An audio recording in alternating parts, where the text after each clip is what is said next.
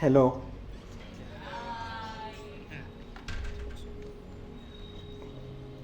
What's in a name? Shakespeare asked. Would a rose by a different name still smell as sweet? Growing up, I hated my name Oduti. And that was because throughout both primary school and secondary school, a lot of the children that I studied with and the teachers who taught me asked what my name meant.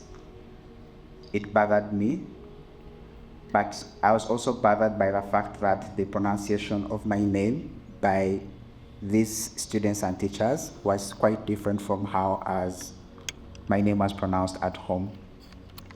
So I asked my father what my name meant, and he told me that my name connotes to sneering, which was even more embarrassing to describe to other people.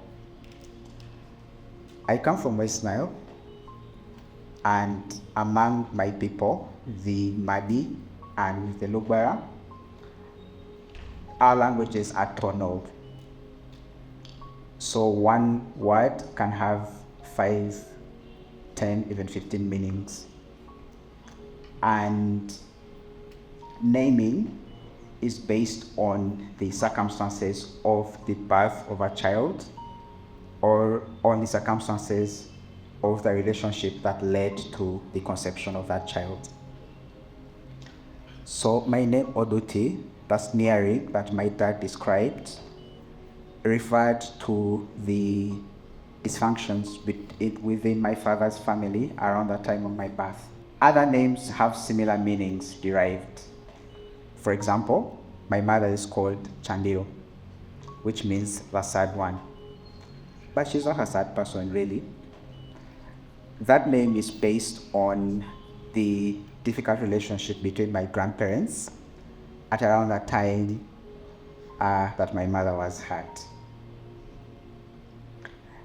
Now, a lot of the names among my people are based on those difficult circumstances such as death or conflict or famine. They are not really in a way to imply that the parents or our ancestors were foreshadowing misfortune or curses into the lives of the babies that had just been born. Rather, they are blessings. Our names are stories of the difficult circumstances that our people overcame. Our names are stories, our names are histories, our names are victories. With the advent of Christianity, our naming customs started changing.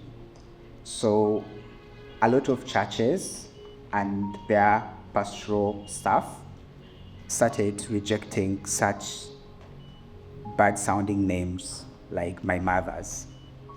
So we now have names such as Aikobua, which means happiness is in heaven, which name now has to be accompanied by a first name, often in English or a European language, like Paul or John or Maria. What does it say about us that our names are in languages that are not our own?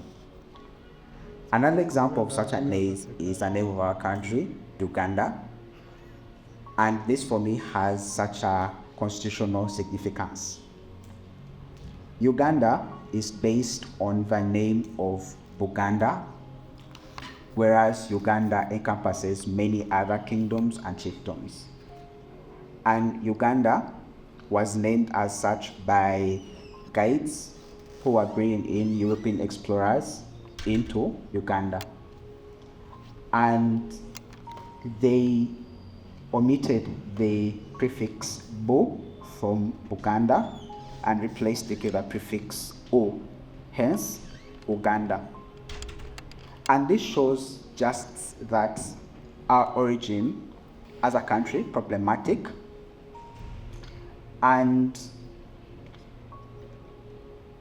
just like our own names, A name is a first point of identity for anyone or anything, hence why we must do naming right. When you tell someone your name, even before you say any other word, they already think things about you. For example, where do you come from, or how do you pray? They're really assessing how to start to engage with you. I started loving my name maybe 3 months ago, because within the last maybe 1 year, I started writing more nonfiction, personal essays, which are mostly based around our culture in West Nile, in terms of how we eat, how we speak, and how we cook. And one of my colleagues at work critiques my work.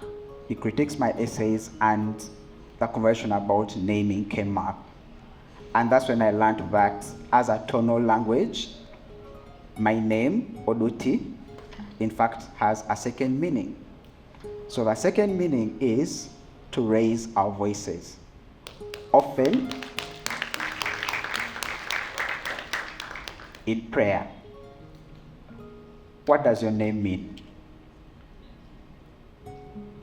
Do you carry that meaning with pride or with shame? We are the generation that should use names as stories.